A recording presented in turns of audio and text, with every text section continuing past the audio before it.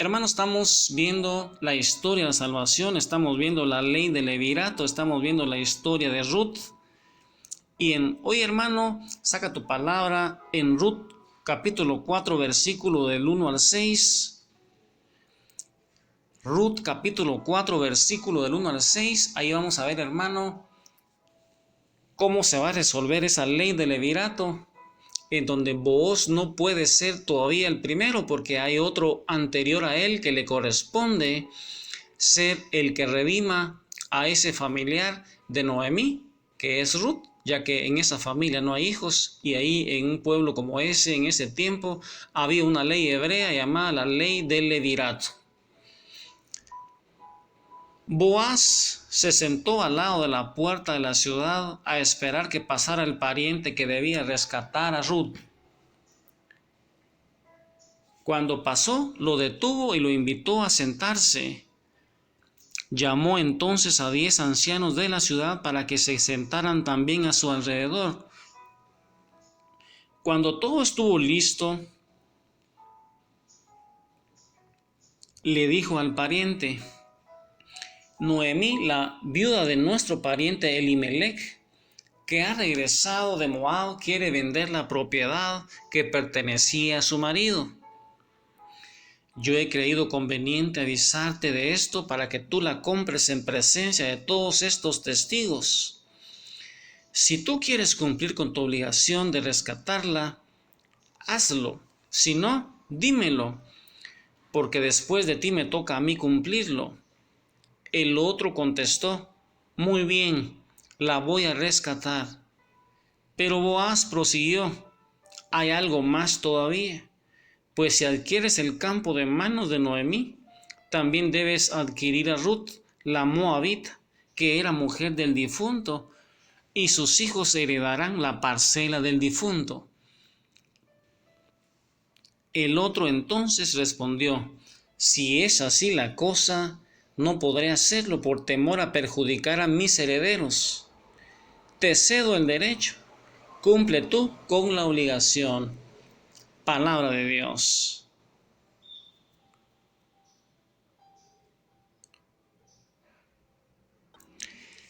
Ahí, hermano, imagínate a Ruth esperando quién es el que la va a rescatar. Yo te quiero hacer una pregunta. ¿Te recuerdas tú quién es Booz? ¿Te recuerdas tú de ese personaje llamado Booz? Y es que Booz o Boaz es el hijo de Rahab. ¿Te recuerdas de Rahab, aquella prostituta de Jericó? Esa mujer que fue salvada en Jericó, que se casó con Salmón, el primo de Caleb. Así que primero Rahab, la prostituta de Jericó, y ahora Ruth, la moabita pagana, por su conversión, por su fe, por su lealtad, son escogidos por Dios para formar parte de la línea de la sangre del Mesías. Y es que, hermano, en la genealogía de Jesús, Salmón y Rahab tuvieron un hijo llamado Booz, y Booz y Ruth tuvieron a un hijo llamado Obed, y Obed fue el papá de Jesé, y Jesé es el papá de David, y de David viene, de la descendencia de David también viene, de la tribu de Judá, viene el Rey de Reyes Jesús. Hermano, mira cómo nuestro Padre va viendo esa historia de la salvación, y cómo va utilizando mujeres y que ni siquiera son de ese pueblo escogido. Así que primero fue Rahab, la prostituta de Jericó, y ahora Ruth, la moabita pagana. Debido a la conversión que ella tuvo, por su fe, por su lealtad, son escogidas por Dios para formar parte de la línea de la sangre del Mesías.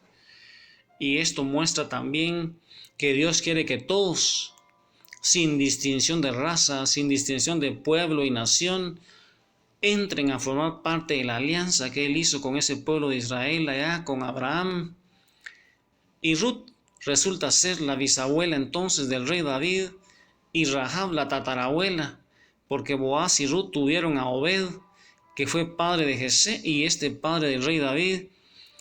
Ruth es una de las 4 mujeres que aparecen ahí en la genealogía de Jesús. No sé si te recuerdas cuáles son esas 4. Son Rahab, la prostituta de Jericó, Ruth la moabita, Betsabé, que fue la esposa de Salomón, y María Santísima. Hermano, mira, esas son las 4 mujeres que aparecen en la genealogía de Jesús y que San Mateo menciona en la genealogía de Jesús al comenzar su evangelio.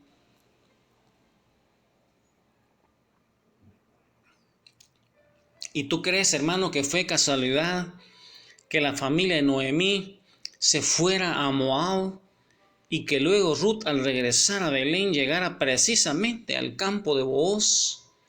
¿Qué piensas tú en esta historia de Ruth?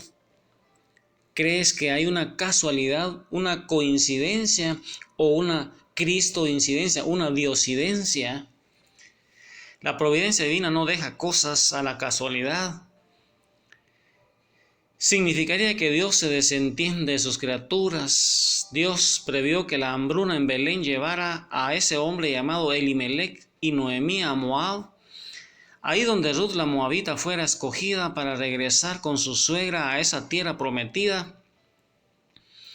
Y espigando trigo consiguió a su nuevo esposo, que era el hijo de Rahab, y Dios la introdujo a la línea genealógica de Jesús. ¿Qué importancia tiene Noemí en esta historia? ¿Y cómo participó ella en la conversión de Ruth, hermano? ¿Qué crees tú que vio Ruth de su suegra Noemí? Y es que la conversión de Ruth tuvo como instrumento el ejemplo y las palabras de la suegra de ella llamada Noemí, porque Ruth dice: tu Dios será mi Dios, para que ella haya llegado a ese entendimiento. Imagínate ese ejemplo, ese testimonio de vida. Qué importante es el testimonio de vida para que los paganos, los gentiles, las personas que no pertenecen todavía al pueblo de Dios puedan convertirse. Tu Dios será mi Dios, dice Ruth. Es decir, que Noemí debe haber hablado a Ruth de su Dios, del Dios verdadero. ¿Qué cosas le diría? ¿Qué cosas crees tú que Noemí le diría? ¿Qué ejemplo? ¿Qué oraciones? ¿Qué confianza? ¿Qué providencia? ¿Y nosotros qué hacemos? ¿Qué pensamos de ese ejemplo de Noemí? ¿Qué nos dice nuestro Padre hoy con esta historia de Ruth? Nosotros también, hermano, tenemos que predicar, primero que todo con el ejemplo, pero cuando se presenta la ocasión también tenemos que predicar con la palabra. No podemos dejar de comunicar nuestra fe, lo que conocemos de la Biblia, lo que conocemos de la iglesia, de los sacramentos, de la oración, de ese poder de Dios tan grande, de un Dios que para Él nada es imposible, un Dios fiel, un Dios que si nosotros cumplimos sus promesas, que si estamos con Él, ¿quién contra nosotros? Y a veces pueda que no nos hagan caso,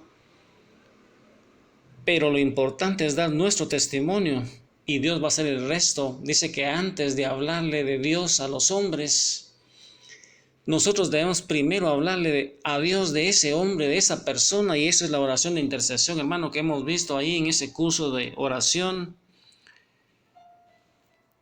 Qué importante es el testimonio de Noemí entonces para que se convirtiera Ruth. Y hay otros israelitas que no comunicaron su fe, ese Shema de Israel, el escucha de Israel a sus hijos. ¿Te recuerdas, hermano, que esa generación que entró a la tierra prometida y que fue educada por las personas que vivieron en el desierto, ellos no conocieron a ese Padre maravilloso porque no habían visto los prodigios y sus padres no le transmitieron la fe? Pero Noemí sí supo hablar de su Dios a su familia. Y qué maravillas sucedieron con su familia. Pero observemos algo, en apariencia la familia de Noemí tuvo muchos problemas. Hubo emigración a Moab por hambruna, la muerte de su esposo, luego murieron sus 2 hijos, queda ella sola con sus nueras. Diríamos que mucha tragedia, diríamos cómo le fue de duro a esta mujer. Pero el plan perfecto de Dios estaba escondido bajo ese sufrimiento, y es que Dios escribe recto en renglones torcidos. Y por eso San Pablo nos repite a nosotros, allá en Romanos 8:28, que todas las cosas suceden para bien de los que aman al Señor. Y es que Dios muchas veces permite el sufrimiento para que nosotros seamos fieles, para que obedezcamos, para que nos acerquemos más a Él, para que nos vayamos santificando. ¿Y qué estaba haciendo Dios cuando le pasaba todo eso a Noemí? Cualquiera hubiera dicho, pobrecita, esta sí se la llevó el río. ¿Dónde está su Dios? Y lo sabemos porque sabemos lo que sucede después. Ya sabemos qué estaba haciendo Dios, pero ellas no sabían eso y Dios estaba planeando secretamente lo que va a suceder después. Y es que los actores de la historia solo podían ver el momento en que vivían. Pero Dios trabajaba a escondidas. ¿Qué privilegio tenía preparado Dios para este grupo familiar? Formar parte de la genealogía del Mesías. Hermano, mira, para ser parte de la genealogía de Jesús, de ese Mesías que esperaba a ese pueblo para que lo rescatara de la esclavitud del pecado, ellos entendían que era una esclavitud física que venía a liberarlos. Pero mira, hermano, esos sufrimientos no fueron en vano, como Dios fue trabajando el corazón de esas personas. Y es que a veces nos quejamos de las pruebas, de las cruces que Dios permite para nuestras vidas y no podemos siquiera pensar lo que Dios tiene preparado, lo que la divina providencia nos va tejiendo, ausente a nuestros ojos, pero presente en el plan de Dios, que es siempre perfecto.